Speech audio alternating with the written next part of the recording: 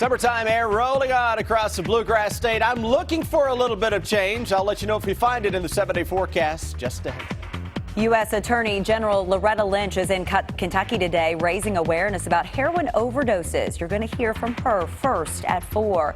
And a tow truck operator killed while on the job after investigators say another vehicle hit him along the Mountain Parkway.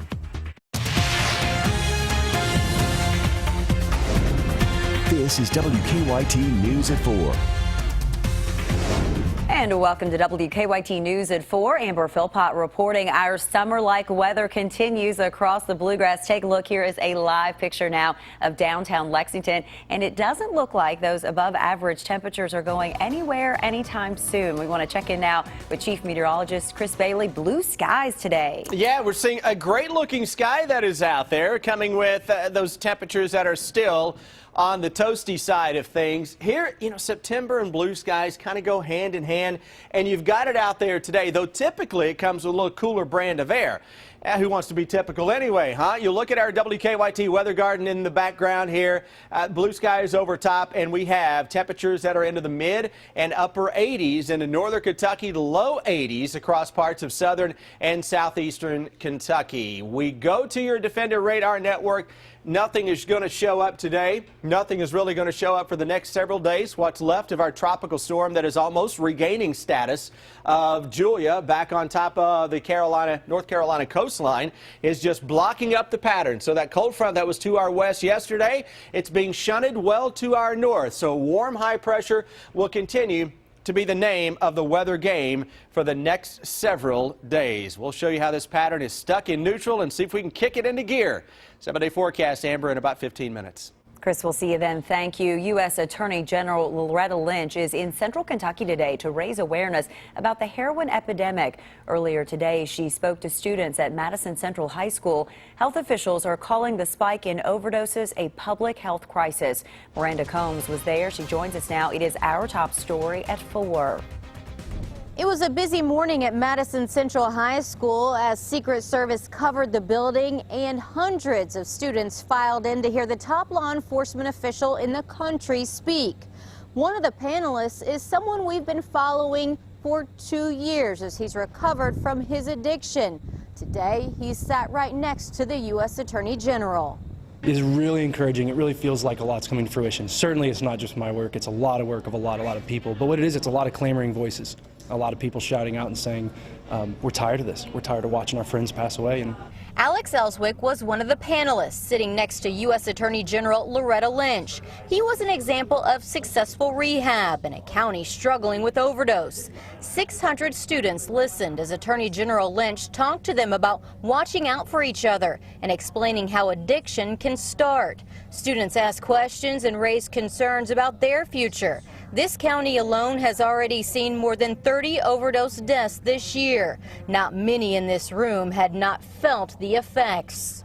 And what we are facing today is not just a law enforcement crisis and not simply a public health crisis. We are facing a moral crisis, a test of whether we here in the United States can protect our children. The U.S. Attorney General spent her afternoon talking to a group called the Heroin Education Action Team, which is made up of family members who have lost loved ones to drug overdoses. In Madison County, Miranda Combs, WKYT. Lynch is currently taking part in a discussion at the University of Kentucky. We'll have more from her UK campus visit ahead on WKYT News at 5. A tow truck driver has been killed on the job in Powell County. It happened last night on the Mountain Parkway between Clay City and Stanton. The Clark County coroner says 48-year-old Mark Banks of Banks Towing was loading a vehicle onto a tow truck when another car hit him.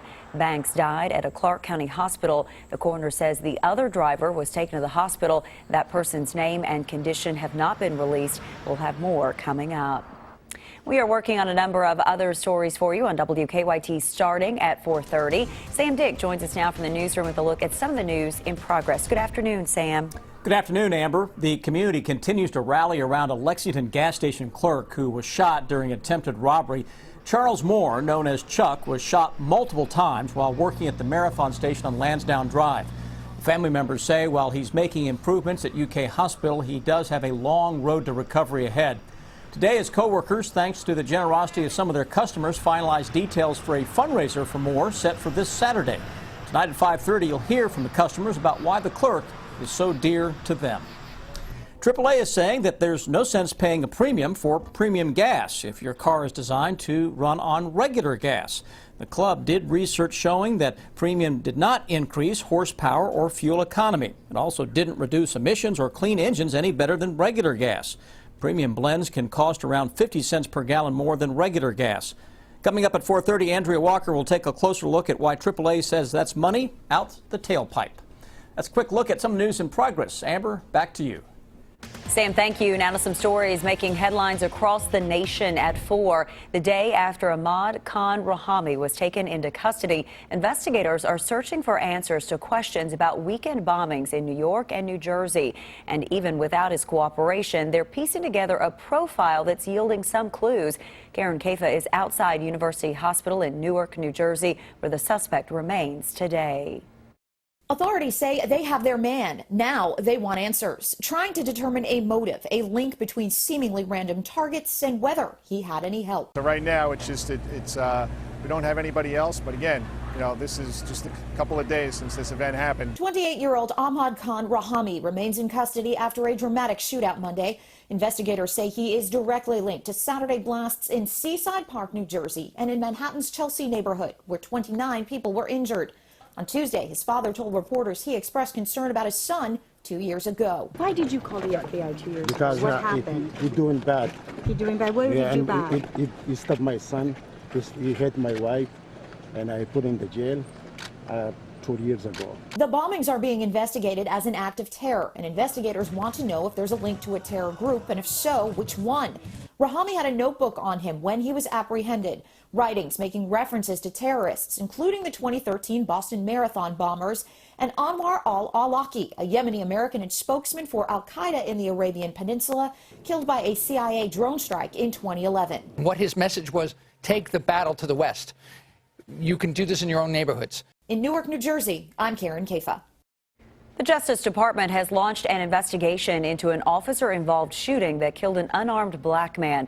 Dashcam video shows Terrence Crutcher had his hands in the air last before he was shot by a white police officer in Tulsa, Oklahoma Friday. Over the weekend, police said Crutcher was told to show his hands but didn't follow commands. California state officials say the fight against the Big Sur wildfire has now become the costliest fight in U.S. history. The National Interagency Fire Center says the fire has cost more than $200 million to fight so far, and that figure does not include the actual damage of destroyed homes. Fire officials say the fire is only 67% contained at this time. The wildfire has been burning now for nearly 2 months. Kmart has announced several more stores are closing, including here in Kentucky. The details coming up in Money Watch. And do you need some holiday cash? Coming up, we'll show you some early hiring opportunities. Keep up with the latest news on WKYT.com. Join the conversation on Twitter and become a part of the WKYT Facebook family.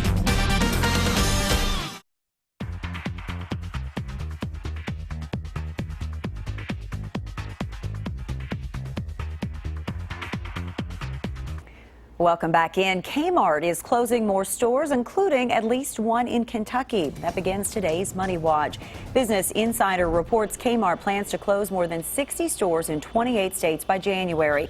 Included in that list is the Kmart in Pikeville. This is the second round of closings by Kmart's parent company this year. Back in April, Sears announced it was closing nearly 70 Kmart stores. 5 Kentucky stores were included on that list. Atlanta may be a step closer to allowing rideshare companies like Uber to operate legally at its Hartsfield-Jackson International Airport. A bill proposed by the airport requiring fingerprint-based background checks for drivers was reportedly rejected by the mayor's office. But a new proposal would allow rideshare companies to use their own private background checks. U.S. home builders are feeling more confident about the future. A key index surged 6 points in September to 65. That is its highest level in almost a year, which means conditions leading into 2017 are favorable. 'Tis the season to get a job. National companies are already looking to hire workers for the holidays. Mary Maloney shows us the early opportunities. Now hiring for the holidays. Industries affected by the gift-giving season have announced big plans to hire seasonal workers, people who typically get paid hourly and work from November through January. Target says for the 4th year in a row, it wants to add 70,000 people to work in its stores. The big box store is expecting more online orders this year, so it wants to hire an additional 7,500 people to work in the distribution and fulfillment facilities.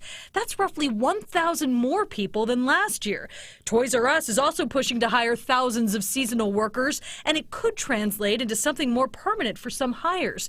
The company says 15 to 20% of holiday workers in recent years keep working even after the holiday season. It's not just stores that need the help. UPS plans to add about 95,000 workers. That's about 2,000 more people than last year.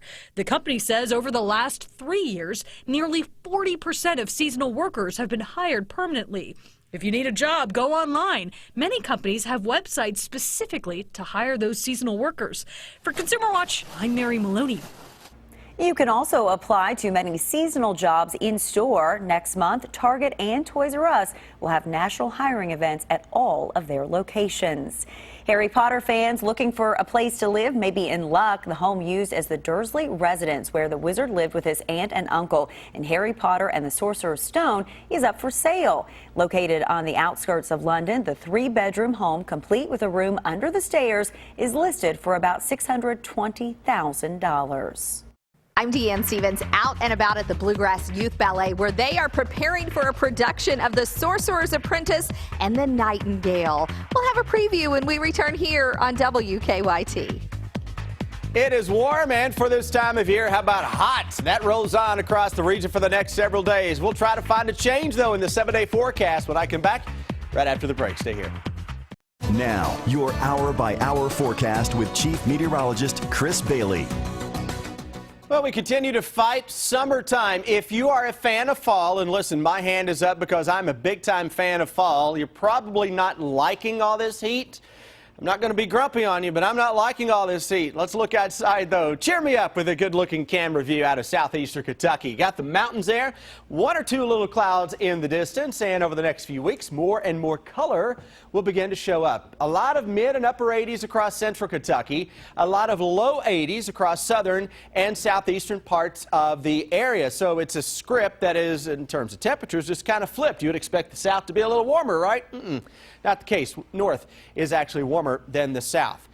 Ragweed continues to rule the pollen forecast, and it's going to do so for the next 3 days. So this dry, hot weather, if you're an allergy sufferer, I'm sorry, Amber, this is not the week for you. All right, ragweed is way, way up there right now. So if you got sniffles, chances are you can blame ragweed. Defender Radar Network, we'd like to get a little rain in here to wash the pollen out of the sky, and we could still use a drink into parts of central Kentucky. Southeastern Kentucky picked up a lot of water. That's probably why you're a little cooler than everybody else. High pressure, though, anchored across the Tennessee Valley. You know what that's going to mean for us? The same old, same old. The pattern is stuck in neutral. Thank you, what is left of our tropical storm. And looking at a satellite view and observations, that may be a tropical storm yet again right now on top of the North Carolina coastline. That is Julia, and it is backing up the system. So the weather can't roll from west to east. So that cold front that was to our west yesterday is being pushed well to our north. And you know what that means for tomorrow? Another toasty afternoon with temperatures that will be back into the upper 80s for the most part across central and eastern Kentucky. Here's the hour-by-hour forecast. And I'll tell you right off the bat, it's a pretty boring hour-by-hour forecast. Why? Because every day is the same. It's not exactly the movie Groundhog Day, but it's the temperature version. Mid and upper 80s tomorrow afternoon, mostly sunny skies. We go into Friday. Touch of some valley fog to begin the day. How about the afternoon? And mid to upper 80s showing up across most of central and eastern Kentucky. And again, it's one of those patterns to where each day may be a degree warmer than the day before. So before all is said and done this week, we have a great shot of seeing 90 degrees into central and eastern Kentucky. The calendar allegedly flips from summer to fall as we go into Thursday. You tell that one to our 7-day forecast. 90, middle 80s. A weak cold front does drop in here on Saturday, likely to be rain-free. Upper 70s, low 80s Sunday into Monday when a more important front drops into town. That may knock the temperatures down into the middle of next week, but again, with some showers and thunderstorms, a possibility into the first few days of next week. Between now and then, the steam is on. Let's check in with Officer Don in live drive traffic. Well, a collision downtown is at South Broadway, and it looks like it's between Red Mile and Curry Avenue. No one's hurt in that wreck, but it's causing issues for traffic leaving downtown right now, head out toward Waller Avenue. Drive times to Nicholasville, 12 minutes, Georgetown, 15, Paris holding on about 20 minutes. Now back to you in the studio. Officer Don, thank you. The Sorcerer's Apprentice is a poem that was written in the 1700s, but it was made popular hundreds of years later by the animated film Fantasia. Deanne Stevens is out and about today with more on a special production. Hi, Deanne. Hey, good afternoon, guys. We are here at the Bluegrass Youth Ballet where they are preparing for a very special production of The Sorcerer's Apprentice and the Nightingale. It is happening this weekend, and I understand your crew has been working very hard at putting this together. Adali is with us. She is the director of Bluegrass Youth Ballet. Tell us first about Bluegrass Youth Ballet. This place is beautiful here. Thank you. We've been in existence since 2003, and this is a company that our goal is to have all the children in a community learning great ballet and doing great things, cultural, artistic things. Well, you guys have put a production together for this weekend. Tell us about it. Yes, we're doing actually two stories in the same ballet. One is the Nightingale, which is the one that we are setting up for you guys today. And that is Hans Christian Andersen's story, and it's about a Chinese emperor that kind of falls in love with a bird. And the other one is The Sorcerer's Apprentice, and probably a lot of people have heard this music with the Mickey Mouse Fantasia. Right. So right. Let's take it away, Bluegrass Youth Ballet.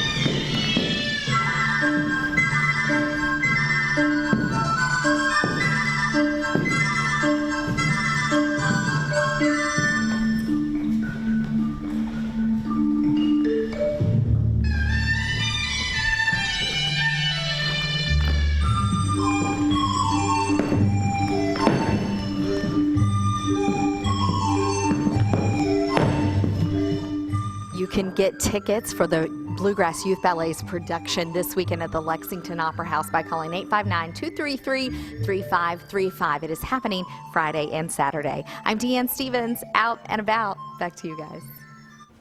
Promising news for people with muscular dystrophy that's ahead in Better Living. And why doctors are being pushed to prescribe less antibiotics in hospitals. Tonight's Mega Millions jackpot is $15 million, and tomorrow night's Powerball jackpot is $40 million.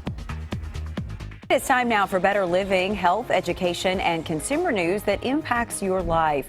An all-important recall to pass along. Make sure your children let go of their Eggo. About 10,000 cases of Eggo Nutri-Grain whole wheat waffles are being recalled. Kellogg says the waffles could be contaminated with listeria. The recalled waffles are available in 10-count packs. There have been no reports of illness. Consumers can get a full refund by visiting the company's website. A new report says doctors in hospitals are not prescribing fewer antibiotics to patients despite a push to rein in antibiotic use and avoid superbacteria. Researchers reviewed files from more than 34 million patients over a 6-year period. They found antibiotic use didn't change significantly and that prescriptions actually increased for powerful antibiotics often used as a last resort. The FDA tentatively granted accelerated approval to the first drug for muscular dystrophy. The medication, called Exondys 51, treats patients with a rare form of muscular dystrophy. It is that time of year again. Next month, thousands of runners and walkers will take to the streets in downtown Lexington to fight breast cancer. This is the 20th year for the Susan G. Komen Race for the Cure in Lexington. It will be held Saturday, October 1st in downtown. The race starts at 9 near the Robert F. Stevens Courthouse. The annual Survivor Parade will be at 8:15.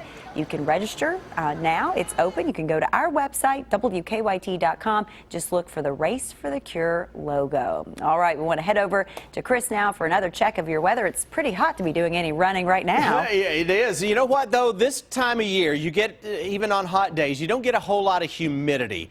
So I guess instead of calling it steamy, how about I just use the word toasty out there, huh? Toast is dry sometimes. And we are dealing with low 80s across the east and southeast, mid and upper 80s for the rest of the area, but everybody with that blue September sky that does not have a whole lot of juice in it, and it is going to stay dry for the rest of the week across central and eastern Kentucky. Moral of the story, my friends, what you see and what you feel is what you will get at least through Friday. And then we talk changes. We'll break those down just ahead. WKYT News at 4:30 begins right now.